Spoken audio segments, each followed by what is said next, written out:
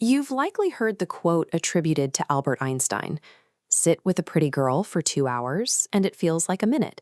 Sit on a hot stove for a minute, and it feels like 2 hours. While he may have said this to his secretary, it describes human psychology. The actual physics of relativity is far stranger. To understand how Einstein challenged our concept of time, we have to start with the first unbreakable rule of physics, formulated centuries earlier by Galileo Galilei: all motion is relative.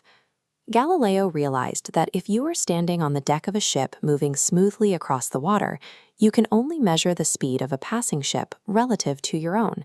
If you are moving at 10 kilometers an hour and another vessel approaches at 20, you perceive the combined speed from your specific, isolated perspective. We use this logic every day.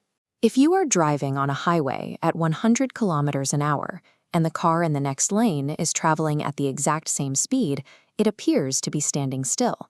This means the universe lacks an absolute state of rest. You may feel stationary right now, but you are sitting on a sphere rotating at 1,600 kilometers an hour while hurtling around the sun. Every speed ever measured depends entirely on the observer's point of view. That principle was the bedrock of physics until the mid-1800s, when James Clerk Maxwell established the second foundational law, the equations of electromagnetism. Maxwell's equations proved that light is an electromagnetic wave. Crucially, they showed that light travels at a strictly fixed, finite speed.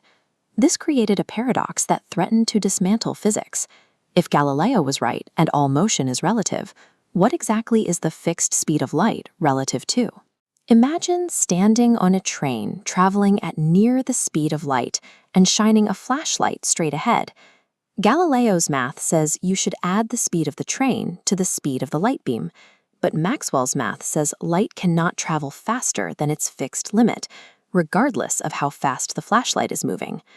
By the late 19th century, this contradiction reached a crisis point. Scientists were faced with a choice: abandon the common sense of daily motion or discard the proven laws of electromagnetism. To bridge the gap, physicists proposed the luminariferous ether, an invisible, stationary substance filling the entire universe. They hoped this would provide the absolute background light needed to maintain its fixed speed. In 1887, the Michelson-Morley experiment used a hypersensitive interferometer to detect the Earth's movement through this ether. Despite the precision of the brass and mirrors, they found nothing. The ether didn't exist. Einstein's solution was as simple as it was radical. He accepted both laws as true. Motion is relative, and the speed of light is absolute. It is exactly the same for every observer, regardless of their own velocity. To see why this changes everything, imagine a person standing in the center of a train platform. At the exact same moment, blinding bolts of lightning violently strike both the extreme left and right ends of that platform. For the observer on the platform, light from both strikes travels the exact same distance, reaching their eyes simultaneously. Now, consider a passenger on a speeding train. Moving toward the right-hand strike, that flash reaches them first. To them, the strikes were not simultaneous. In Einstein's universe, absolute simultaneity does not exist. Two events can happen at the same time for one person and at different times for another. Both perspectives are mathematically and physically true. If the speed of light must remain constant for everyone, then our definitions of distance and time must be the things that change. Imagine a light clock on a moving train, measuring 1 second by bouncing a single photon vertically between two mirrors. But for someone on the platform, the moving train forces the photon to follow a much longer diagonal path to hit those same mirrors. Since light cannot speed up to cover that extra distance, it takes longer to complete its journey. For the person on the platform, the clock on the moving train is ticking much slower than their own. This is time dilation. This creates a chain reaction in the math. Because speed is distance divided by time, if time stretches, the distance must adjust to keep the speed of light exactly the same.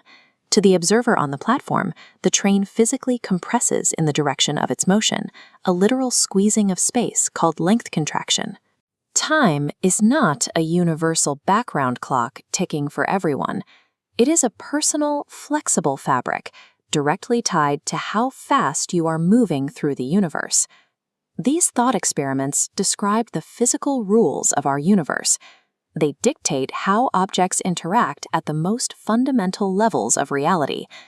We have confirmed this using ultra-precise atomic clocks. When flown at high speeds, they physically slow down, matching Einstein's equations with near-perfect accuracy. Einstein succeeded by trusting logic over human intuition, a leap that revealed the direct conversion of mass into energy, summarized in the equation E equals mc squared. But there is a limitation. This theory is called special relativity because it only applies to smooth, straight-line motion in empty space. It doesn't account for objects that accelerate or the way gravity pulls on this flexible fabric of space and time. To solve those mysteries, Einstein would have to spend another decade developing the even more radical reality of general relativity.